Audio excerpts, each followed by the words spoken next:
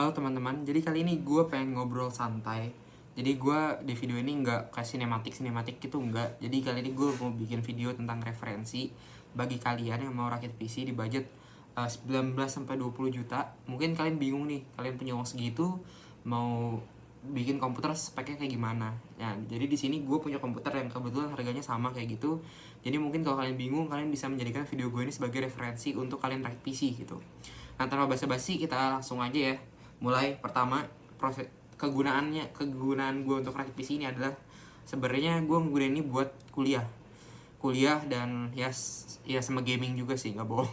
Sama gaming juga, tapi gue bukan gamers yang tipenya harus 144 fps gitu ibaratnya, harus rata kanan semuanya ultra gitu, enggak. Gue yang penting settingan medium juga udah suka gue. Yang penting udah lancar lah dimainin, enak gitu, semua game udah bisa enak gitu. Nah, langsung aja gua kasih tahu spek yang gue pakai. Nah, pertama spek yang gue pakai ini adalah prosesornya Intel Core i7 10700F. Kenapa gue beli Core i7 10700F? Sebenarnya kalau dilihat-lihat Core i7 ini overkill. Kalau misalnya buat keperluan gue overkill. Karena kuliah gue ini paling cuman coding doang. Gue tuh kuliahnya karena gue anak IT gitu ya. Tapi gue bukan DKV gitu. Jadi gue ngoding doang. Sebenarnya kalau ngoding kan nggak perlu Core i7 ya. Tapi kenapa gue beli Core i7? Karena gue liat lebih ke jangka panjang sih. Jadi kalau misalnya gue beli Core i3 misalnya, gue beli yang ngepas banget sama kebutuhan gue, takutnya ntar 3 tahun 4 tahun gue harus ganti PC lagi. Makanya gue beli yang di atas kebutuhan. Gue beli yang overkill buat gue. Jadi biar long lasting gitu.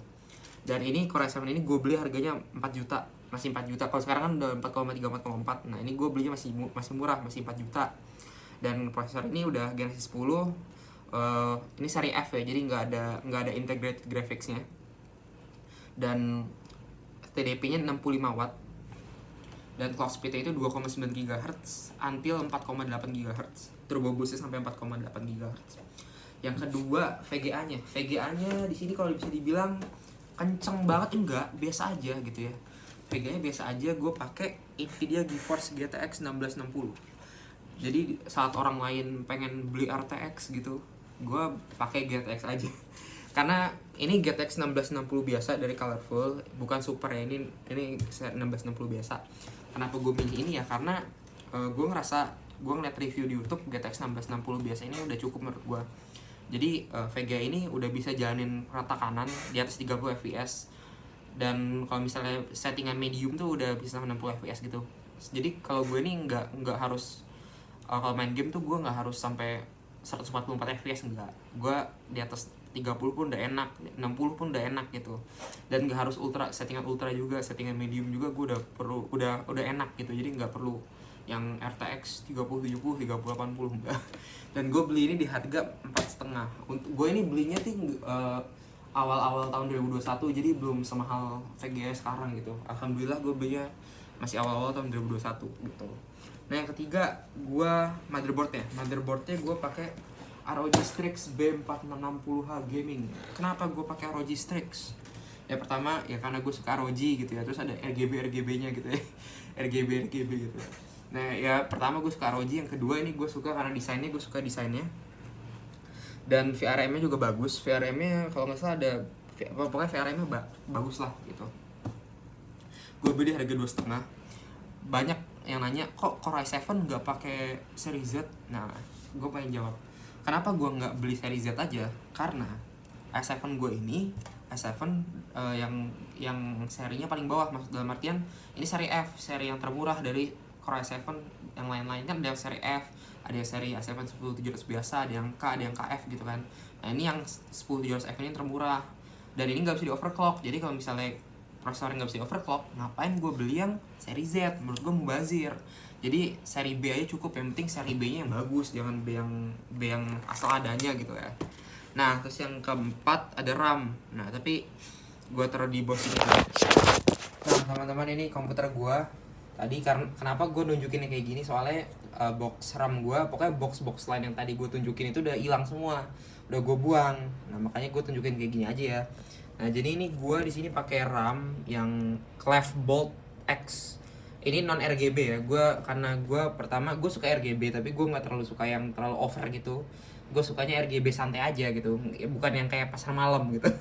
Nah jadi gue belinya yang Clavebox X ini, soalnya ini keren juga sih, walaupun gak ada RGB-nya, tapi ini warnanya matching sama motherboard gue, ya kan, cocok lah gitu. Ini 8x4 3200 MHz, jadi gue belinya 8x2 8x2 gitu. Nah harga 8x2 nya itu 1,5 juta.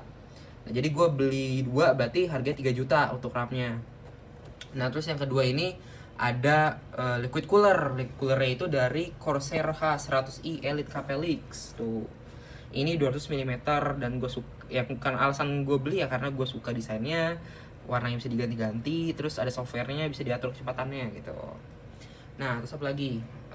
Oh iya, PSU juga pakai NZXT C650.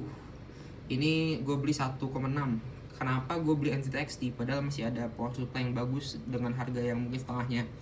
Ya pertama karena gue nggak bisa mentolerir PSU murah. Maksud gue gini, gue nggak bisa beli PSU yang biasa-biasa aja gitu, karena ini kan buat long term ya, buat jangka panjang. Jadi gue invest lebih mahal lah di PSU, soalnya PSU itu kan bagian terpenting dari sebuah komputer.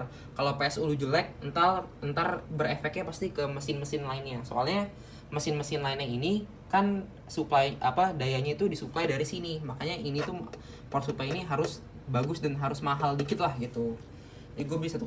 Sebenarnya kalau misalnya PSU bagus tuh 500.000 juga udah ada PSU bagus, tapi gue beli yang harganya 3 kali lipat lebih mahal.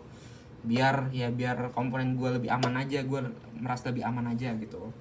Nah terus nggak ada apa-apa lagi. Oh iya, ini casing ya. Ini casing murahan sebenarnya. Casingnya lihat aja. Kalau kalian lihat, ini casingnya tuh bukan temper, ini tuh plastik loh. Lihat tuh. Dan di sini ada stiker i7 sama GTX. Ya. Itu casing murah lah ya. Ini namanya casing GMAX G510. Harganya cuma 700.000. 700.000 udah free, ini ATX udah free 3 fan ARGB di depan. Dan ini tuh sebenarnya casingnya gede banget guys. Soalnya ini tuh VGA gue 310 mm, ini tuh triple fan ya. Tapi masih nyisa banyak tuh. Tuh. Ini tuh panjang banget sebenarnya, gede banget. Nah, habis itu apa lagi? Oh iya, internal tuh gue ada internal biasa aja sih. Ada HDD 1 terabyte. 1 terabyte itu ya 1 terabyte 7200 RPM sama SSD ADATA 240 GB. Ini SATA ya, di belakang situ nggak kelihatan. Nah kalau casingnya sendiri tadi harga 700.000 dan harddisknya ini 700.000 juga, dan SSD-nya tuh 400. Jadi total storage itu 1,1. Nah gitu.